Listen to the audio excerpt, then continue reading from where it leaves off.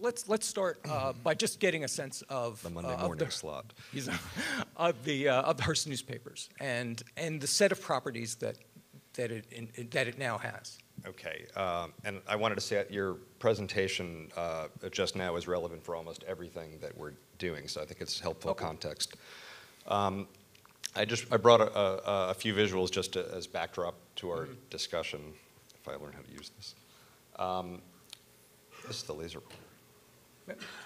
Oh, I see. Point it back. Okay, great. There you go. I can give you a sense of, I've been at Hearst newspapers for more than 2 years. And for me, I started in local newspapers at the News and Observer in Raleigh after college. I actually went nearby to Duke. And so I trained as a reporter, and I've always had an interest and a bit of a passion for local news and making it work. And the reason I went back into newspapers after having been at some national digital news media companies is that there was an opportunity to take a very well-run newspaper chain that had actually had a pretty good footprint in digital and to take it to the next phase into this era that Steve mentioned, building direct relationships with consumers again. To give you a sense of where Hearst has been, and the history is a little bit different than some other newspaper companies' paths. About 7 or 8 years ago, the company decided to split off its large websites from the main newsroom management. And some of the sites you may recognize, like Sfgate.com in San Francisco, which is tied to the San Francisco Chronicle, and Cron.com in Houston. These were pre-established sites. People were used to reading the newspaper and or going to a website with a bit of a different name. Sfgate had started as a regional cooperative, so it wasn't just from the Chronicle. But the move was actually to separate out the team and not take direction from the print newsroom, because they were doing what a lot of companies have done, focusing on constant deadlines. They became very sophisticated in audience development, social channels, and interestingly, not very reliant on email historically. But they achieved largely 60% reach across these markets, which is a lot for those of you who know newspaper markets digitally. At the LA Times, when I got there in 2005, they had 4% local reach, and we got it up into the 30s, and that was a big deal. So essentially the Hearst papers had free sites that were in some ways divorced from the core newsroom, staffed by a small, very scrappy, very good team that was off to the side, creating a lot of their own content with very little crossover from the core newsroom. And we did get into the subscription game about 3 to 4 years ago by creating separate sites, and this was before my time.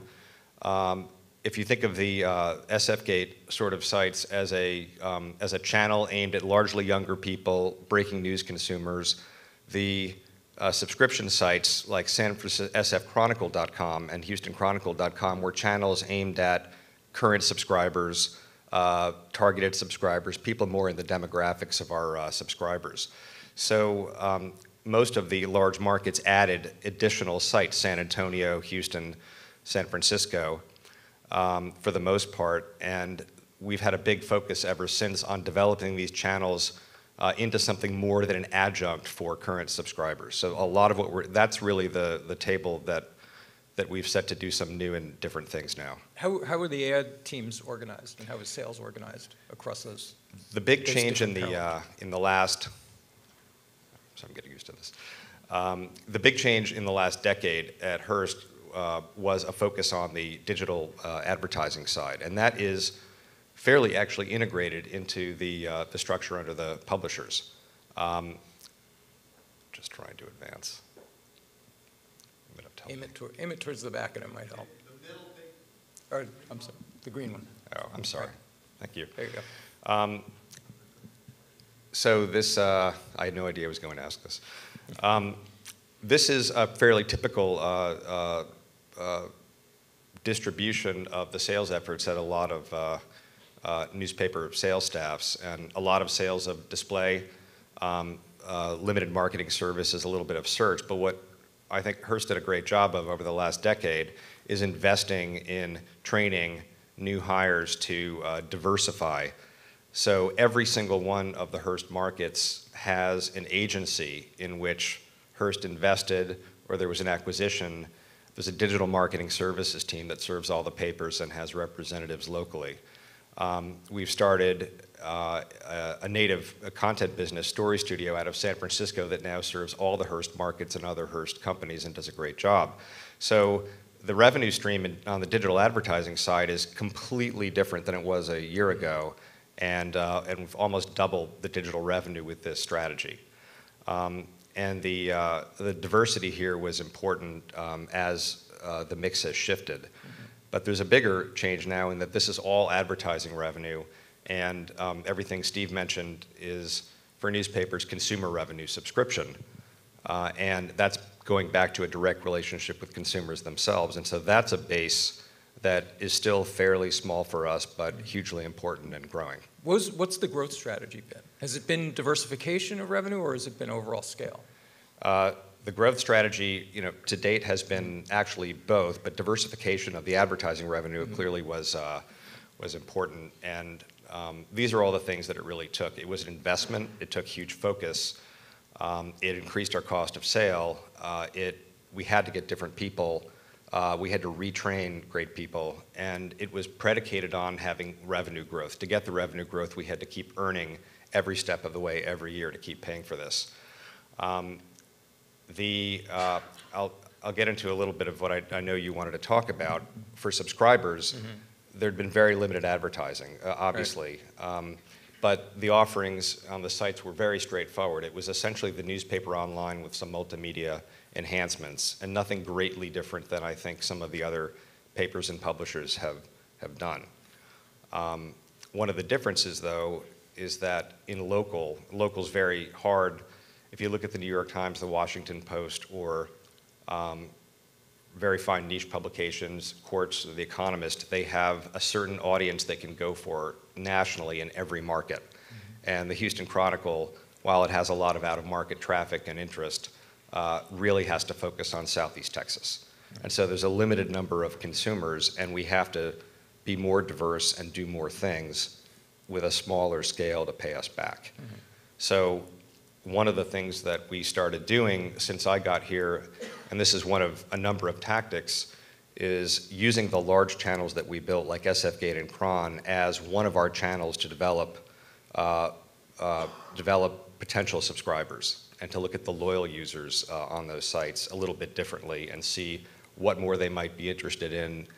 And we changed our approach to data completely and started investing in data.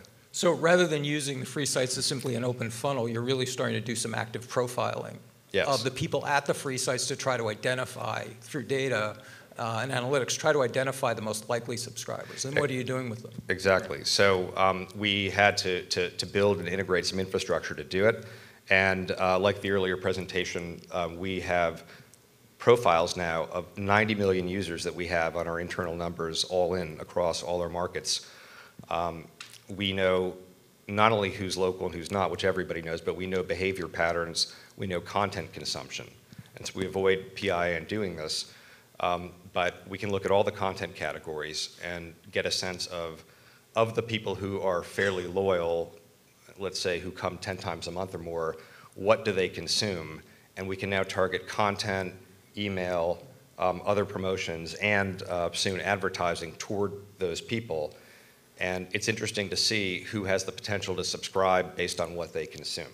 So someone who's reading a lot of sports is potentially a more likely convert to a sports pitch and to a special package for subscribing led by a sports pitch. What do you find demographically, since traditionally we've always understood the newspaper reader and the news reader skews older, and we're looking at a new generation of used to free millennials. Right. What sort of patterns are you seeing in your ability to convert those younger free users into paid longer term users? So that's a great question, because we're really focusing more on behavior than demo at the moment, and not necessarily because we're not interested in that, but because we're looking at behavior and content consumption. So someone who comes 10 times a month to Sfgate may be of any age. The site does skew younger, but we're finding that we're getting a fairly full demographic range of those die-hard users who tend to like breaking news and certain categories. And what we're actually doing now, and the slide's a little hard to read, is we're running stories from the premium site out on Sfgate, targeted to the interests of what those people have been consuming. And so it's individualized at the site level? yes. You're personalizing at the site Within the visit site, level. we're personalizing which content we display. We have a wrapper on it so that we know it's premium, and we're experimenting with all kinds of presentation from no wrapper to a very, very clear wrapper. And again, looking at this as a channel that we happen to have, that a site with 60% reach in the San Francisco market, serving certain stories to see what users' reactions are to having premium content. Do they care? Do they differentiate it? But what we tend to find is that more of what they're interested in does generally keep them more engaged, and we are able to actually duplicate the conversion rates out on Sfgate itself that we get if we are able to bring people to the SF Chronicle site. So in essence, with the profiling, we're able to mine the larger audience for that much smaller number of people who are likely to convert and create a virtual channel, which is, again, like the earlier presentation on apartment therapy. Who's interested in real estate? Who's interested in crime? These are channels that we didn't have before by directory. Now, how are you doing this internally, building this sort of data-driven approach? What does this take? Let's see. Here's a little bit of a conceptual illustration.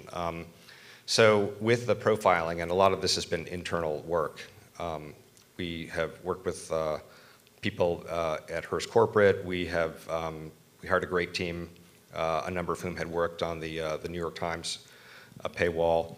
And I wanted to share this. This is an illustration of how we're generally tracking people through the funnel of an Sfgate.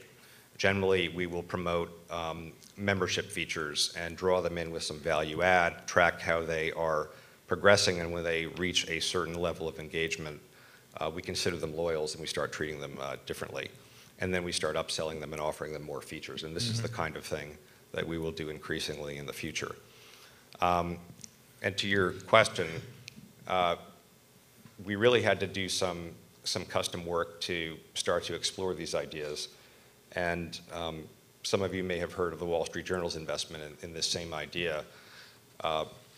Once we have a profile of what people are consuming, we can start to have a different experience of how many stories are free. Not only what the targeted promotions are, but is a heavy sports consumer someone where if you have the intercept pop up after 2 stories, they're inelastic and just as likely to subscribe, whereas some other people will never consume. We never put the wall up, or we put it up after 6 stories.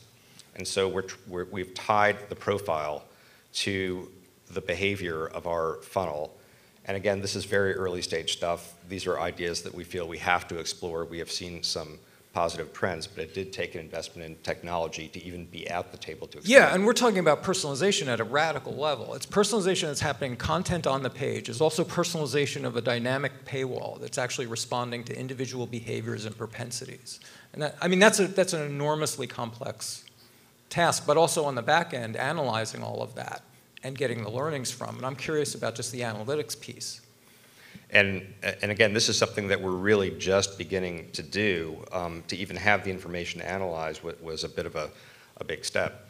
And so one of the big opportunities and challenges here is with this data, how do you put it to work in your organization?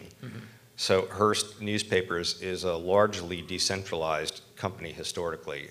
The publishers have frontline responsibility for the P&Ls. The digital sales staffs are local, and we have, and so are the consumer marketers who've been the primary users of data, the people running subscription circulation. So one of the things that we are working on is to have cross-company conversations and goals so that we're applying the data in even ways, or where we're experimenting, we are making sure that we do it with some rigor. The other part of this, as we discussed in our prep call, that especially impresses me is your focus, this idea, conceptually the way you're framing this is moving this towards a product focus. And I'm curious about what that means for media companies to start thinking about, and to some degree it speaks to how I opened, this notion of starting to think more like merchandisers, thinking about leveraging this data towards product development, and that's one of the ways in which you really are creating value for the consumers. Could you talk a little bit about what that means for you running all of this, of moving towards a product focus? Sure. I mean, I think this is really the central task that we have, and it's really what drives me personally and why I wanted to do this. If you think about the history of newspapers, the journalism and a lot of the other things that people read have been subsidized by advertising. So if you go back, even the daily sections of the New York Times, which seem like very shiny consumer products, very high quality, were created with advertising opportunities in mind, as were a lot of the Sunday magazines. But when you need to build and enhance a direct relationship with consumer, you're asking people to buy something, and it's really the same as being a consumer products company. And that mindset has not really been in the DNA of newspapers historically. So how do you do that? Audience development, earning your traffic, some of that's been there. Mm-hmm. But the deeper positioning of what are you offering every day, is your sports coverage competitive with new challengers like The Athletic that hire newspaper reporters, mm-hmm.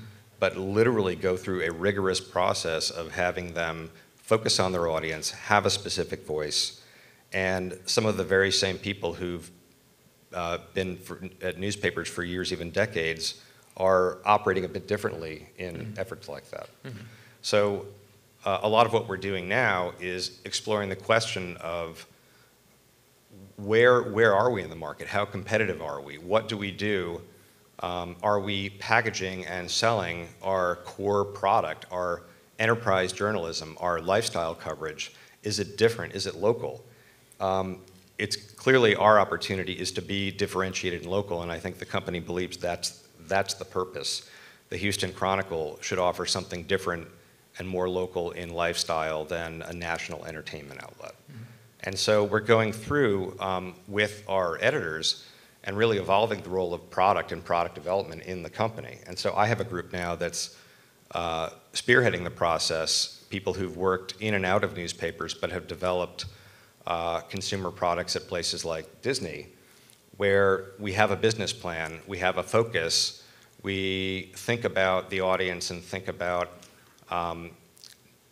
are we doing enough in sports? We've had great ideas come up for sponsorship and purely for editorial reasons, and what we started doing is launching, packaging, and planning these things for audience to last the long term. So in Houston, we broke out a new version of the sports section called Texas Sports Nation. That arose from a project in San Antonio called Spurs Nation, where it's the only pro team, I believe, and the team itself, unlike some other pro teams, did not have a direct web outreach to the audience. So the newspaper jumped on it, launched a show in partnership with a local TV station, developed a fan base, and we started extending that, and the publisher there has driven this. But we're doing a lot to shore up its business plan, its resourcing, its strategy. Mm-hmm. And and I have some examples of this. Yeah, I'm curious how the consumer experiences a media brand differently when it starts moving towards a product focus. I think one thing is there's some more thought about habit, about presentation, about things like channels like email. One of the big conceptual things, it seems really simple, but it's not. When you're coming from the place that we've come from, imagine if email is your calling card, and I don't know of a more powerful channel at the moment. Mm-hmm. And imagine if the entire sports desk did nothing but a newsletter every day, and that was their front page. A really simple idea, but it's mm-hmm. not the idea that a lot of people have spent their careers thinking about, mm-hmm. and moving toward. And so one thing we're doing is enhancing the core with sports and entertainment and other political communities, and sometimes, again, we're starting just with newsletters. There are new audiences also that we don't really reach, that we're not top of mind for. So if we launch sports nation, we still are going to be pursuing niche audiences around teams and fan groups that we don't expect wide distribution for, but these are highly engaged people, and there's a potential upsell for the broader experience and the broader categories if we have someone coming to us every day for something they love. And again, we've done a lot of our planning and our planning for growth around the idea that we enhance our core with something more recognizable, something a bit breakout, that we add niche things. For example, in Houston, 12% of the workforce is working in some form for the energy industries. We have great coverage in the paper and on the website generally, but there's more that we could do for that community. And in doing so, and this is not new to, I think, anyone in this room, there's an increased focus on producing all the channels and thinking about your editorial staff and your production with all these channels in mind, with time of day, how often people come back, how many times a day, how many times a week. And all that is not naturally what comes out of newsrooms. They file at 6 p.m. Right. This seems very retro, but it's actually hard work we still have to do. They're plugging into, newspapers had the advantage of plugging into a tried and true institution of ritual, yes, of morning and evening ritual that no longer applies. And now it has to rethink what it does and what its product is, because it no longer can easily plug into the better newspaper is the one with the newer, the breaking, the scoop. Right. Those were a set of product qualities that it had, and it fit within an institution that's now broken. I think, do we have an example of the game? Game app that you did, because I think it's a great illustration of that kind of productizing of news. Right, and again, there's a lot on the slide, but these are two examples. The San Francisco Chronicle has a print section called Datebook. One of the things that we are trying to do is offer services that engage people every day, several times a day, in a way that we can't do with print. So on the left is the desktop and mobile version of a new site and service we're launching built around Datebook. We initially started this with a big search box in the middle, and the idea, and this is after talking with lots of users, always starting with talking with users, not just making it up and hoping it works. There's Yelp, there's Google. It's a pretty audacious thing to start a service that you think will compete with Yelp or Google at that scale.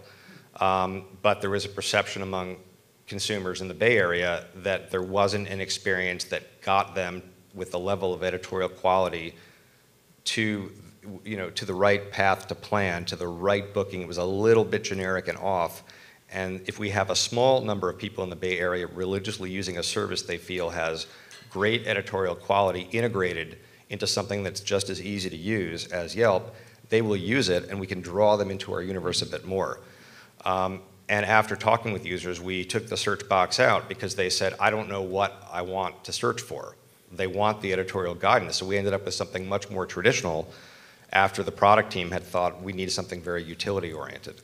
And a small but really important example is we recently acquired the New Haven Register in Connecticut. So now Hearst has many of the local newspapers for those who know the area, from Greenwich near New York City, bedroom community to New York, all the way to New Haven, where Yale is. And a lot of these are town-level newspapers where people think about their town and not much else. But we inherited a small property called Game Time CT that had a maniacal, great executive producer sitting in the corner, eating, sleeping, and breathing high school sports scores with a small staff. And I thought that he really understood that. He had people across the state sending him buzzer beater video via Twitter. And so some people didn't even know that this news service came from the newspaper. So we just invested in it and redesigned it as a start and are building a community platform to tie all these communities together. And there was an opening to do that in a way that the various sports apps and web startups have not been doing. And we can work with a number of them to do it. I wanted to get to that one app. I just wanted to use that one example of, did we have that? Which one? I think we had an image of, had to do with the game day and moving them through the game day. Oh, I'll go back. Oh, I think we were, okay, that was it. I'm sorry. I can't even read it from here.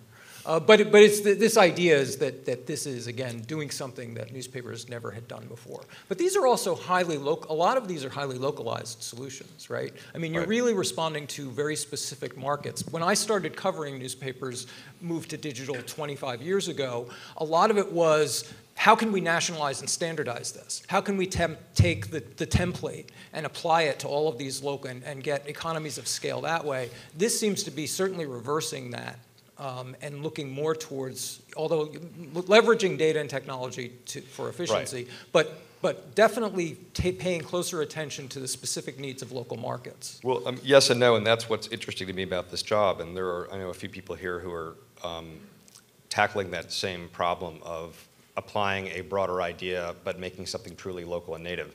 And in this case, the thinking, the touch points throughout the day and the week and the month, the infrastructure for a lot of this doesn't have to be local and indigenous, but I think it would be a mistake to launch something, especially with the same brand, across these different markets. I know at least one person here has gone through this with me. My favorite story is at Tribune. I was at the LA Times, and there was a site in Chicago called Metro Mix since the late 90s that was a local entertainment search option. The company was interested in extending that and did to other markets. But you had a site called Metro Mix in Los Angeles, which doesn't have a metro to mix. So sometimes it's packaging and positioning, and you can get some scale, but having a local media company do a national vertical with one brand isn't necessarily something that's easy or even appropriate to do. We have time. I want to save a couple of minutes for questions. If any of you have questions, please stand, raise your hand. We'll get the mic to you, and stand and let us know who you are and who you're with. Hi, David Grant with the Christian Science Monitor. First, could you go to the slide after this where you showed a payment integration? It was like real dorky publisher stuff. Yep, next one. What do you guys use for that? So, interestingly, we have a lot of fairly standard payment infrastructure that newspapers use, products like MG2 for those who know it, NCS. I put this in there because this was a simple Stripe integration that we tied to our data profiling. So this is something that we're trialing on a new product, Texas Sports Nation, and the benefit obviously is that it's really, really simple. When you subscribe to the information or the Athletic, this is the kind of thing you see, and this is what's demanded in a world of Netflix and these sorts of startups. Nobody really wants to fill out long forms. What we lose as a newspaper industry is it's not easily integrated back into our database. We get all kinds of complaints when people are subscribed to one thing, you subscribe to another, and it doesn't recognize that.